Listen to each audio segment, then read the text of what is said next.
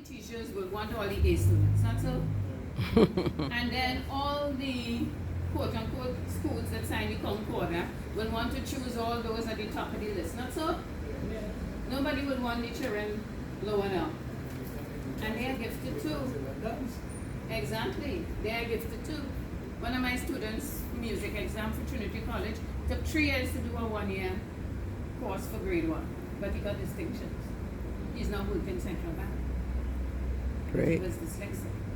Never saw the SCA though, was SCA in those days. So we cannot write off children because of how they see things. We just have to understand so we can work with them, yeah? Any questions? Anything anybody would like to add? Find out about things like that? Okay. Okay, there's also an article around pertaining to a draft policy for those with disabilities. And even that draft policy is lacking in many areas in what it ought to include. So I think they ought to consult people in the field when they're doing those things and drafting those policies. Instead of the technocrats who only have the book sense and not the practical sense of it.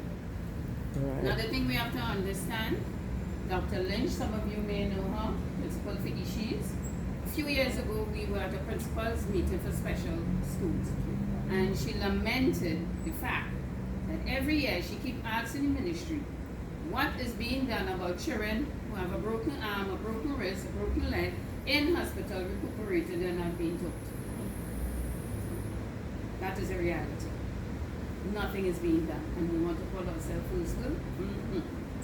Something needs to be done to help these children. My suggestion is homeschooling. In 2015, 3 million children in the US were being homeschooled, not in the formal education system.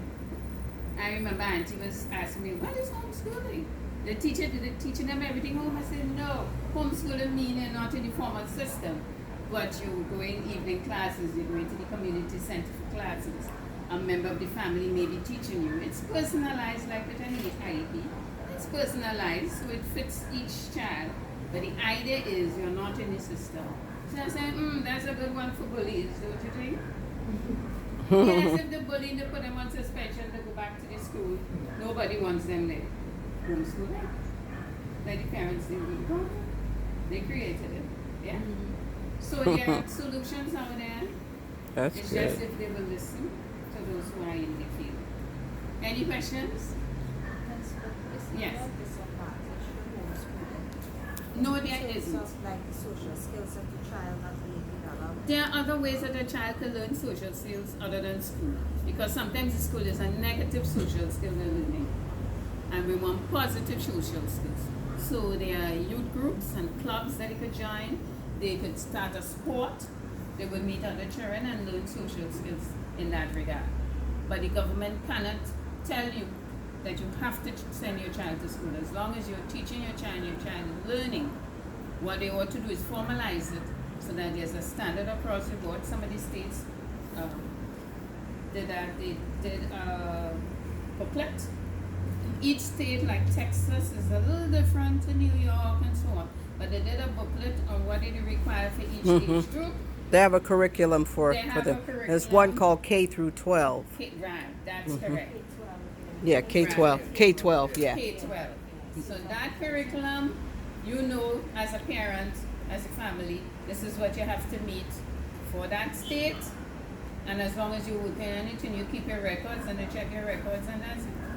And you socialize as well. I have a submission because Yes. my daughter was homeschooled and she had she's now 19, and the thing that is needed most is to understand what is required by the state so you don't fall behind. You have the curriculum and then the legality of it, because you could be doing things that they consider child abuse. But along the directly to your question, we had play dates and we got involved. And somebody said something very witty. He said, he was speaking on homeschooling, he says, where is a child being prepared for? The will of a child or the will of adults? So if a child is hanging around adults, there really is not much of a disadvantage once you balance it, because that's the world they're going to go into. Right. So it is Exactly. more alleged than proven, because I didn't see any abnormality in her in adjusting. There were challenges because we had to make space for her, especially that she was a one child. So we had to be aware that this person has a social life. But to see any maladjusting when she is clinically sick, we didn't observe that. So, and then now you have the internet and there are all kinds of association. We found out all kinds of association. There were groups that would monitor her work so that if she wanted to enter back in the system. We had lots and lots of choices. But specifically to your question, if the parent becomes sensitized to the social needs and provide and guide it, there wouldn't be any maladjustment. Right. She was homeschooled in Trinidad? No, no, she abroad. Oh. Yeah, but I'm just observing the phenomena of the social, not comparing the system. So it's the same. It's a human being that have a need for a social capacity to be developed, and the parents have to cater for that so that they will be exposed to how other people doing it. Because you see, it's being said out there, and people are thinking, well, I'm near to this child, I could observe this child's social needs. The experts are giving you their opinion. It's your child. Pay attention, and there are basic things you can do. You could get what the parenting book and so on, but it's not a big thing that is insurmountable. And in the case of locally, I know a number of parents in the church that I attend homeschool their children because they did not want them to be exposed to bullying and name calling and that sort of thing. So they homeschool them up until they were old enough, and they let them sit the exam to enter the system. But the formative years, where they will be, nurtured properly from home, with classes, evening classes, youth group clubs and whatnot, but they were homeschooled. And those children end up more all around and handle themselves on their own rather Statistics than is the, yes, the statistics are there to All prove it. sounds bigger. Yeah. They come out more well-rounded individual than if they had gone Let me to. jump in again. Yeah. What I observed with my daughter is the first point I made, critical thinking. Even when we have discussion remotely, of course, you get the sense of an independent thinker that gathers a fact and lays it out before you. That, to me, that is a crucial thing in education, because people hold educators as gods. They have a theory now, especially in absolute things that are non-tangible, like in psychiatry. There are lots of theories. They vote one year that homosexuality is a sickness, and then the same group of people vote and say it's not. So they themselves have agreed by being a moving target that they don't have consensus. Now you come and you're in your religious or spirituality, they challenge you that you are backward on something that they are moving on. Now if you're a critical thinker, you could meet the issues, read all the books, and challenge it, especially since you have to write a thesis. If a person is not developing like that and they're just gullible, they're not really helping themselves. It's going to be bad for them. And we found repeatedly, this is out there, that the homeschooler had an edge in critical thinking in terms of forming their ideas for themselves. Yes, they also found that homeschoolers were able to assign work to themselves and do it. They didn't have to wait to be prodded and no. They actually picked up their book and things like that. There are lots of benefits to homeschooling. And initially homeschooling was not for the bullies, it was for children who the parents found okay, they're a little quiet and so on, and they need to keep separated. Not sure how they were managed out there with public schools. Remember, the church was the first place that used to do schooling, and eventually the state took it over. And in taking it over, sometimes the children literally fall through the cracks because they cannot micromanage. Even a principal of a school in some instances in this country cannot run the school how they want because the government want to micromanage your school and you are right there. You see? So because of a lot of these things, well, most of it is behind the scenes, but the child at the end of the day will eventually not benefit from that type of schooling. So it's better to homeschool them. So a lot more people are now right here in Trinidad and Tobago quietly homeschooling the children to get away from the bullies and all the problems that they're experiencing, not to mention the thousands of dollars for books. So eventually, some of the books are not needed. Parents complain here every day.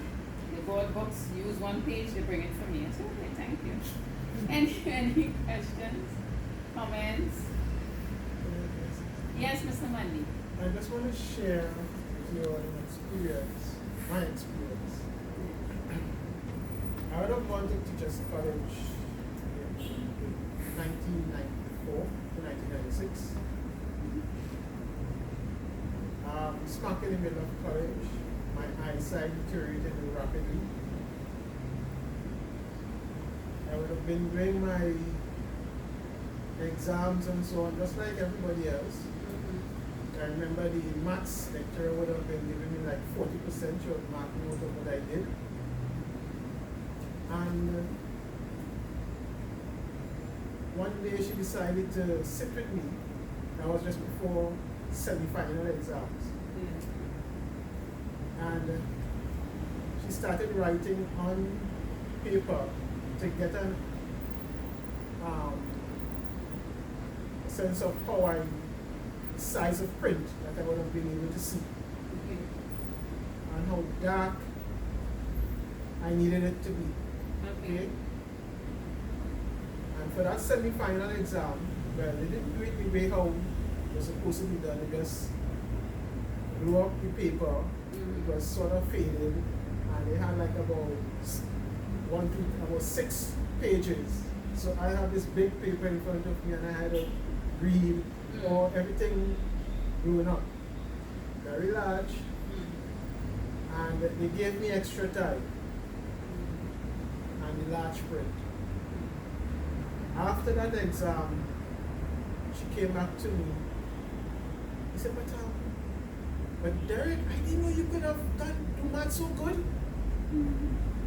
So there and then she realized that, and quite a few lecturers realized that once they provided me, right, with the medium that I need to use, I was able to perform just as good as and better than many of the students in college. That is mathematics. Great. I said all of that to say this. In special education, as a special educator, we have a saying that we teach the child and not a class. Each child is a class. Yes. This is why in special ed, classes are very small. Oh, yes. The maximum you may have a dependent disability or difference in ability, where the child may have multiple challenges. Okay? So you may have like probably 8 students to a teacher, or in case where you might have multiple disabilities, might have probably 6 to 1, 4 to 1, 2 to 1, 1 to 1, right? And you provide the medium, you adapt the course content. You would have been able to do that by doing the necessary research to know the challenges that particular child may face, right? In learning. So each child will have like a medical file, so that you can, okay, if this child might be visually impaired and maybe on the autistic spectrum, what to look for. A child may have hydrocephalus, right? That is where they retain water, right? And some of the challenges that child may face. Okay? And we do the necessary research, right? And provide the pedagogy and methodology will be in such a way to suit the needs of that particular child. Right? So I'm tying that into homeschooling. Yes. Right? Yes. Beautiful, very good. Yes. Right. So within this special ed environment, these are some of the things we have to do. Then again, you have continuous assessment, not only academic, but you continue to assess that child because the child has to have to learn your social skills, right? And those skills will not come just like that. Because for people who can see, they can watch people behavior, attitude, or whatever it is, what is acceptable, what is not acceptable. But we have to give what you call it expanded curriculum. But for the blind, you have 9 areas in addition to the areas such as the regular curriculum, such as math,